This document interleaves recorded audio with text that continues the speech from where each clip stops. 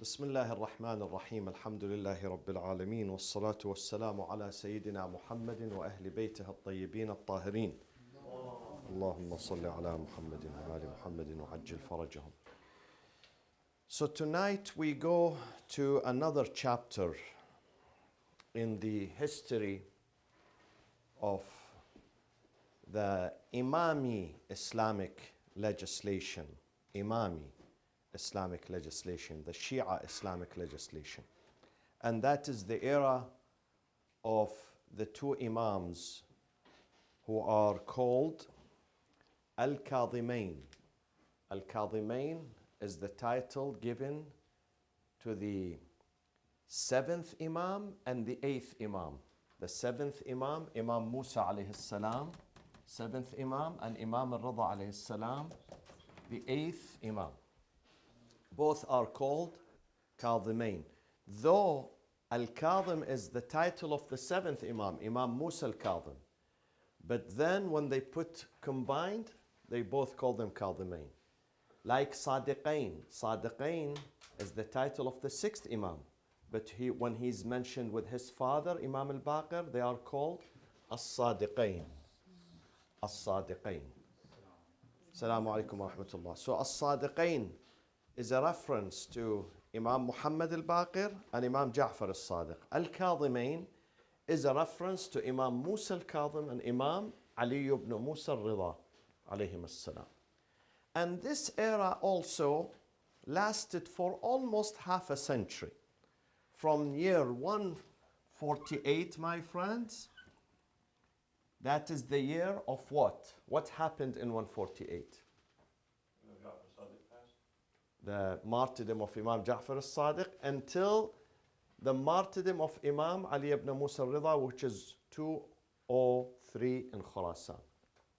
So this is about 55 years, half a century. How long did the era of Imam al-Baqir and Imam al-Sadiq before them lasted? How long? 53. Exactly. Almost half a century. Almost half a century, which is 53 years. This is 55 years. Okay? So what happened in 95? In 95, Imam Zain al-Abidin passed away. In 114, who passed away? Imam al-Baqir. And in 148, who passed away? As-Sadiq. Okay? What year the Imam before him, before Zain al-Abidin, his father, what year he passed away? He was martyred. What year? 80? No.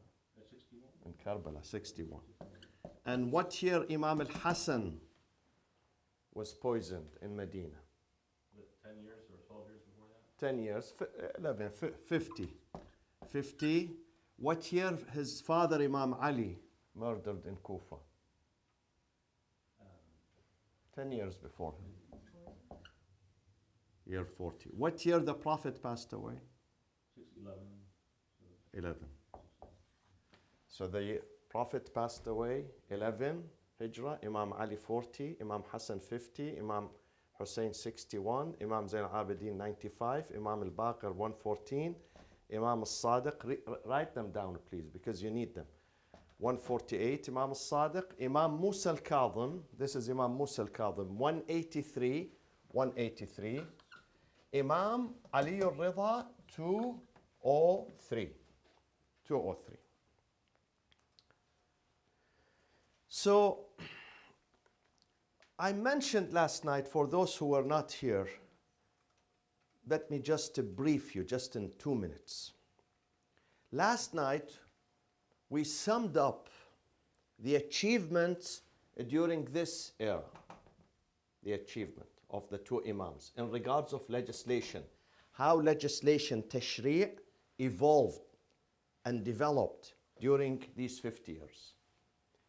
And one of the most important characteristics or developments that took place during this era, these 50 years, of the life of Imam al-Baqir and Imam al-Sadiq was, what was it for those who were here last night?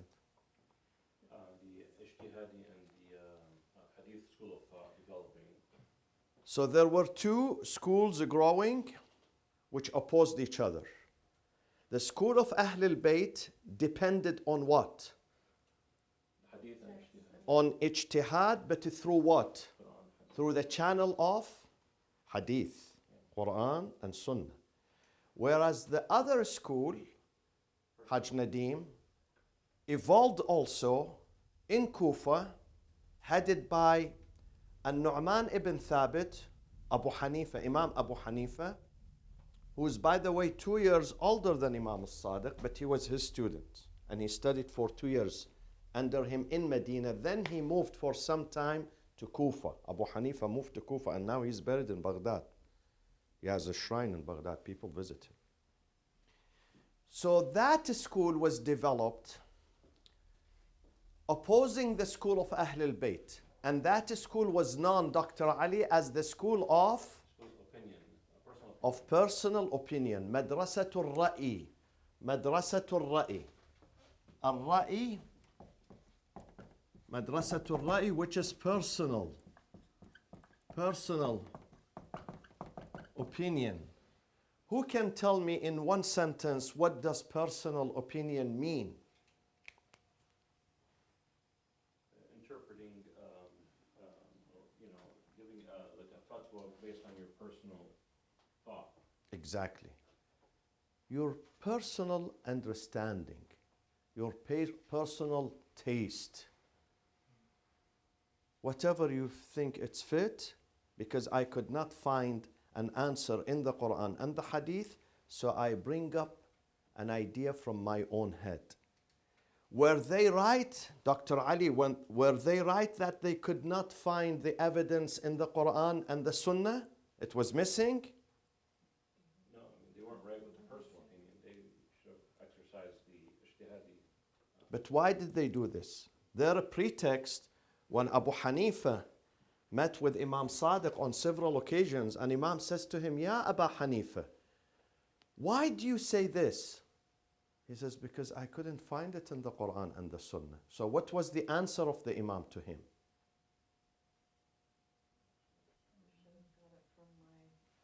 If you go to the right channel, you will find it. But you did not go to the right school, to the right channel. You went to the wrong direction.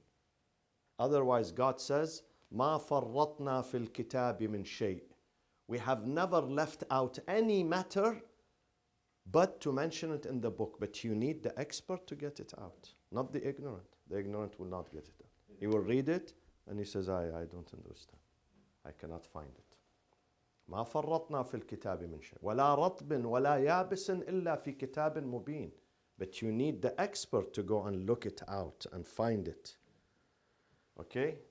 It's like someone who is proud of himself.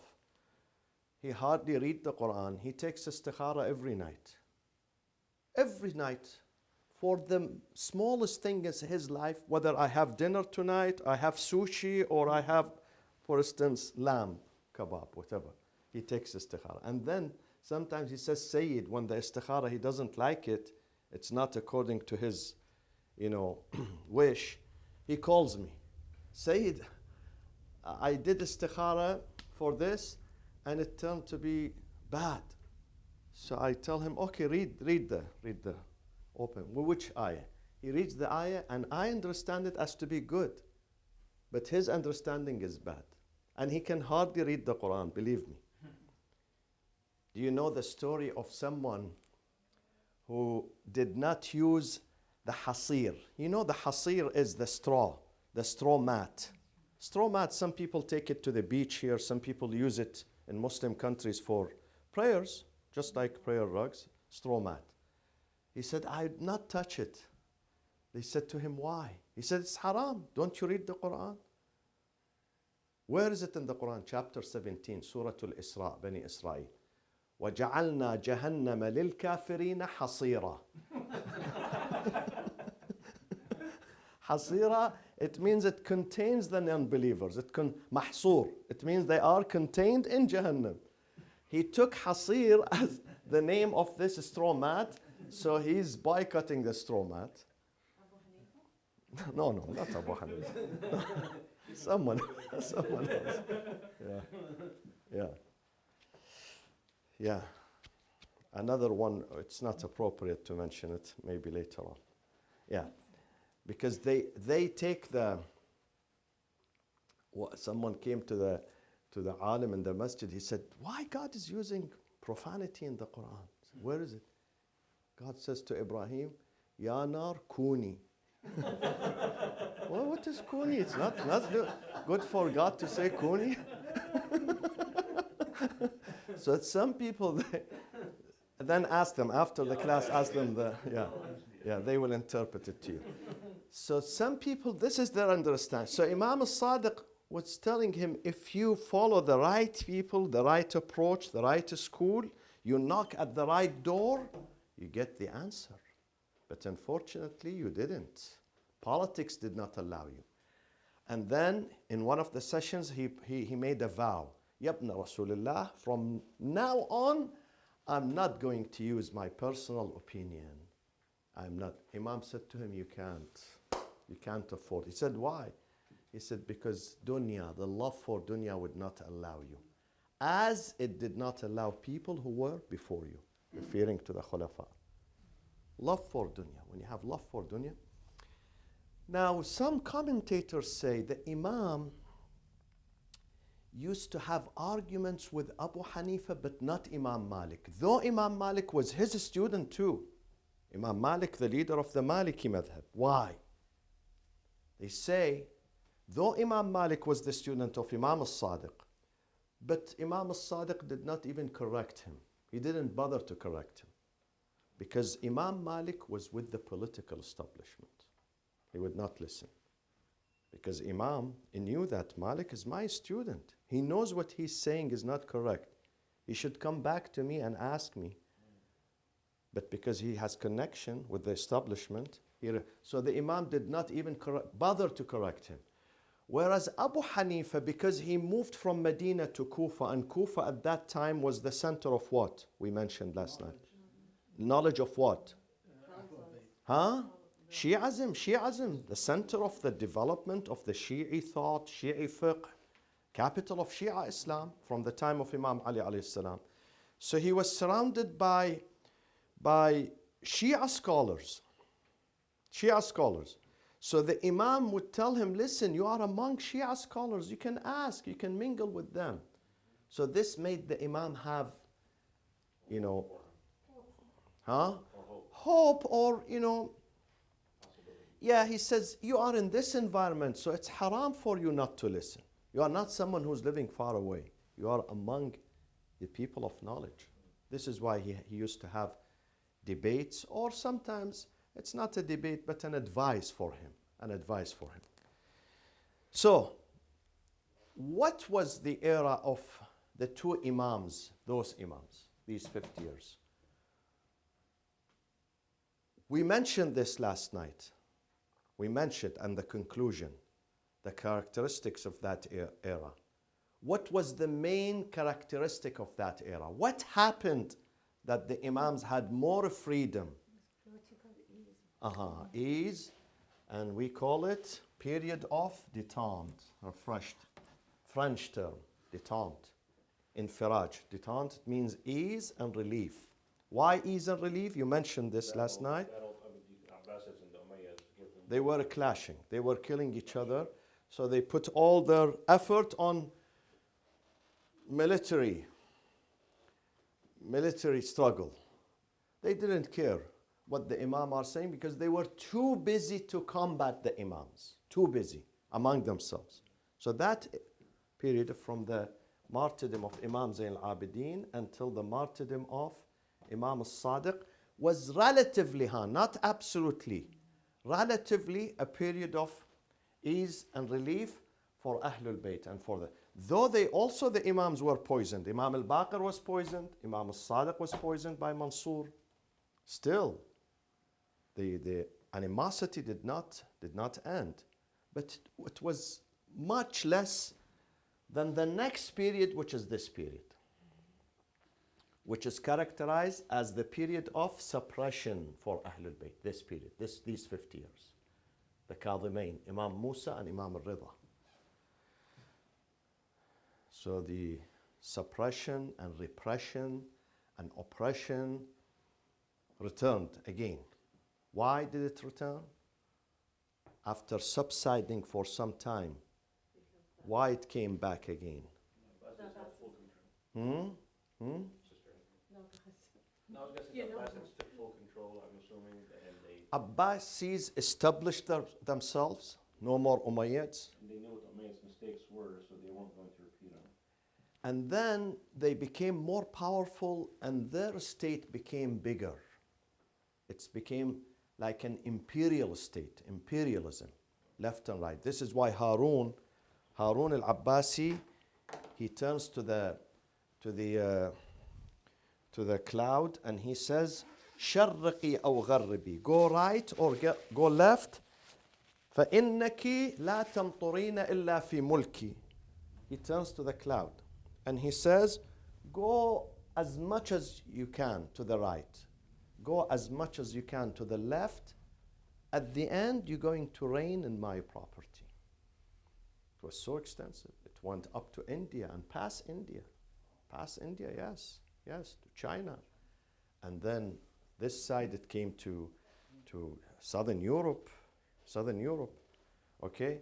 So it was a huge imperialism. And therefore, they had more power, more political power, more political clout. And they felt threatened only by Ahlul Bayt. They knew. They did not worry about any other opponents except Ahlul Bayt, because they knew the haqq, the truth, is with this family. And people, ultimately, the heart of the people is inclined towards Ahlul Bayt. But people are too weak to express that. People are helpless. So this is why they put the two Imams under surveillance.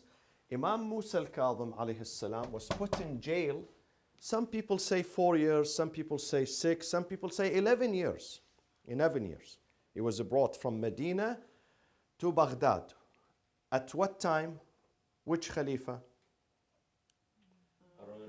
Harun. Don't say Rashid. Rashid means he's mature, he's not mature. Harun the non-mature. Harun al-La Rashid. He's not Rashid. They put his name for him, but we should not repeat what they. Of course. Yeah, they put the title for him. Abbasis, all of them were wicked and corrupt leaders, but each one has a holy title. Al-Mu'tamid Billah, Al-Mu'tasim Billah, Al-Wathiq Billah. All of them, mashallah, khulafa, connected. They give themselves holy titles to mislead the naive ummah which was asleep and naive. Otherwise, if you go to Baghdad, if you go to the history, Alif Layla wa Layla, 1,000 night and one night. It's all about dancing and belly dancing and drinking and womanizing. And it happened in Baghdad during Harun's time. Harun al-Abbasi. So he lived in a huge palace and he kept Imam Zayn al-Abidin in the prison cell. He brought him from Medina all the way. Imam Musa al-Kadhim. What did I say? Imam Musa al-Kadhim. Imam Musa al-Kadhim brought him from Medina to put him under house arrest and under surveillance, and ultimately in the prison. First, he took him to Basra. Basra, the wali of Basra, the governor of Basra, was the son of Abu Ja'far al-Mansur.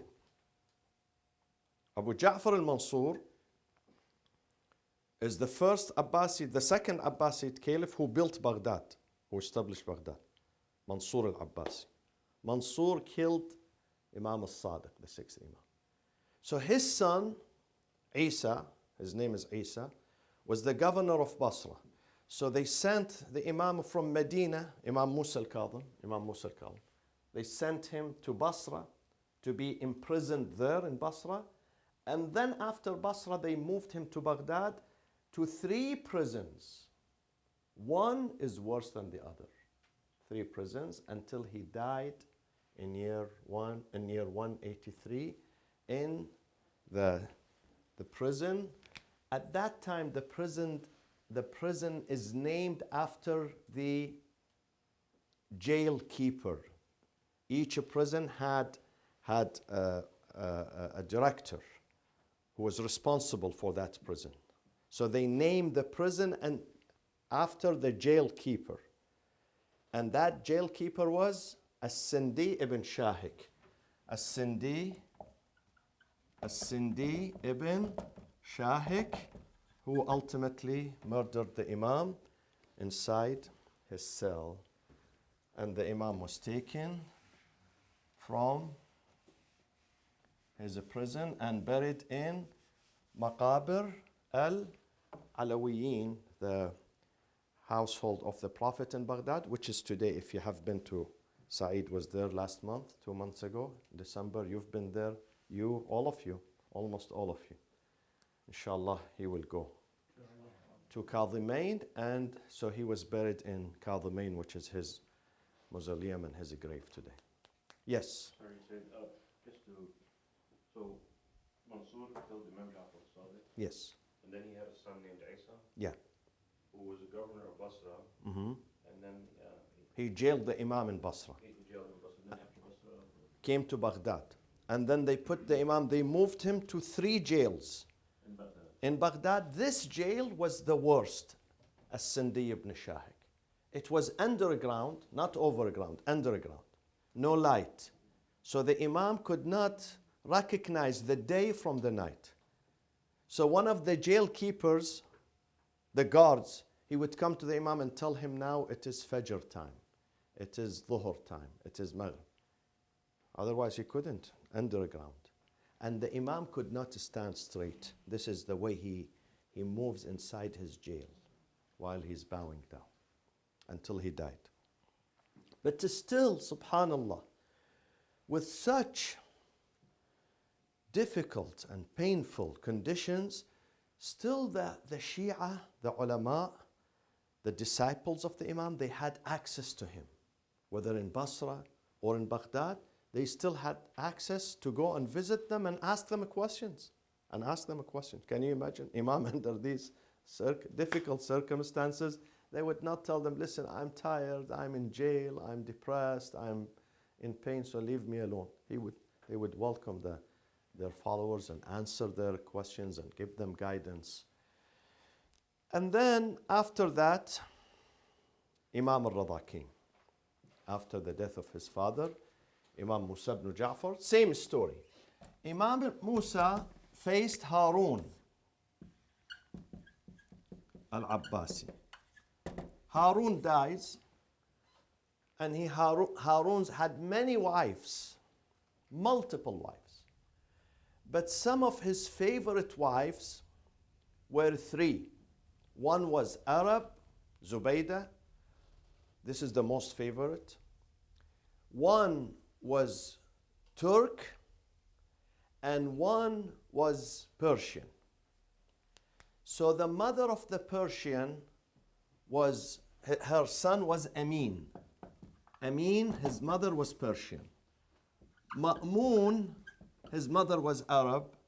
Mu'tasim, his mother was Turk. And they had rivalry between them. The father was the caliph for so many years, and he's the most important Abbasid caliph. He's very rich. He has a huge, extensive kingdom, unlimited resources. The treasury was very rich. Baghdad was very powerful. So the caliph wanted to, distribute the power among his children. So he said, after my death, the first caliph is Amin, whose mother is Persian, and he's in Khurasan. Then, after the death of Amin, Ma'mun, whose mother is an Arab, and she's in Baghdad. Then, after him, the death of Ma'mun, Mu'tasim comes, whose mother is Turk. But then, after the death of the father, what happened to the children? They fought, especially this one and that one. Ultimately, this one murdered his brother. Can you imagine? He murdered his brother. And then he moved the capital from Baghdad, it was in Baghdad. He moved it for some time to where? To Khurasan. Because Islam was moving, Islamic conquest was moving eastward to all these, to Russia, to all these Islamic republics, which is Kazakhstan, Tajikistan, whateveristan, Uzbekistan. So he took, and Khurasan at that time became very prosperous, very advanced, very rich, and it was a center of knowledge. So he moved because the loyalty in Khurasan was for Amin, because his mother is from that region, and also to Ahlul Bayt. People of Khurasan were loyal to Ahlul Bayt from the old days. So he feared that region. So he decided, let me move my seat, my office, into that region. So he moved from Baghdad to Khurasan. Tus. So he feared, but he killed Amin, right? Amin, his mom was. Yeah. So he wasn't worried about. After he killed him, Amin was. Persian after. He appointed his son after the death of the father. This guy had to be the crown prince. But Amin declared, no, Ma'mun is not crown prince, my son is going to be crown prince. So did Amin take the caliphate? And He became caliph. And he appointed his son as a crown prince, not his brother. And then he sent troops to Baghdad to murder his brother. And Baghdad was under siege for 1.5 years. But they failed to invade Baghdad. And then Ma'mun sent his troops to Khurasan, and then they murdered his brother, and they brought his head, can you imagine? Put it in a tray, and brought the head of Amin to Ma'mun in Baghdad. This is your gift, Bismillah. The head of your brother. And both of them are Amir al-Mu'mineen, by the way. MashaAllah. Both of them are the caliphs of Prophet Muhammad. Sallallahu alayhi wa sallam. So after that, Ma'mun decided to take the Khilafah for some years to Khurasan. When he moved to Khurasan, to Tus, he brought Imam al-Rida, year 200 Hijri. Because Imam al-Rida lived in Khurasan for how many years? Look at the board. Which one? 3. Yeah, 3 years. for only 3 years. Imam al-Rida, when he died, he was 55 years old. At the age of 52, moved from Medina to Khurasan, and at the age of, after 3 years, he died at the age of 55. Ma'mun, most of the caliphs had nothing to do with knowledge. They were too busy with extravagant life that they did not have time to study. Except Ma'mun. Ma'mun was smart and intelligent. And he studied. And then he was enchanted with Ahlul Bayt, with the Imams of Ahlul Bayt, with Imam al-Kadhim, Imam al-Rida. But because of his love for that seat, he's not ready to give it up. He's not ready. He knows Ahlul Bayt are right. He knows Imam al-Rida is the most qualified for Imamah and Khilafah. But the love for that seat does not allow him to speak the truth. Therefore, if you read history, Islamic history, some of those historians believe that Ma'mun was secretly Shia because of his statements, because of his sayings, because of his treatment to Ahlul Bayt. Because in many occasions he said, those Ahlul Bayt are awla, they have more priority to rule than us. They believe he was secret Shia. But he wasn't Shia. Yes, maybe he knew the value of Ahlul Bayt, but still he was not willing to give up that seat. He was not willing. And therefore he asked Imam Rida to come from Medina to Khurasan to Tus. At what pretext? Marry his daughter? That was an incentive, but what was the main? What did he say to the Imam? He'll be after him, the family. The crown prince. But in fact, his intention was what? Keep him quarters. Huh? Keep him quarters. Exactly. Keep him under control. Because when he left Medina, when he left Baghdad to Khurasan, see, Khurasan is here. Baghdad is here. Okay? Medina is here. Too far. Too far. At least Baghdad was in the middle. He feared that the Imam will do something in Medina. People are attracted to. His ministers, his advisors come to him and tell him, "Oh Ma'mun, you don't know what Imam Rida at a young age 22, used to sit in Masjid al-Nabi." And then there are other ulama from different schools. The Rawiya says, when other ulama get tired of answering, they don't have an answer, then they come to Ali ibn Musa Rida to get the answer from this. Their last resort was Ali ibn Musa Rida to answer their questions. And some of the other ulamas, when they don't know the answer, they tell the inquirer, go to that young man there, and when he answers you, come and tell us, secretly tell us what was the answer. He was so young. So, because of the fear that Imam al-Rida would lead a revolution, and those Abbasid were always insecure because they knew they are not qualified for the Khilafah. They knew that there are, if you have a company, if you have a shop, your shop is here and someone else's shop is there. And his product is more genuine. The quality is better. You always feel insecure that people are going to leave you and go to that one.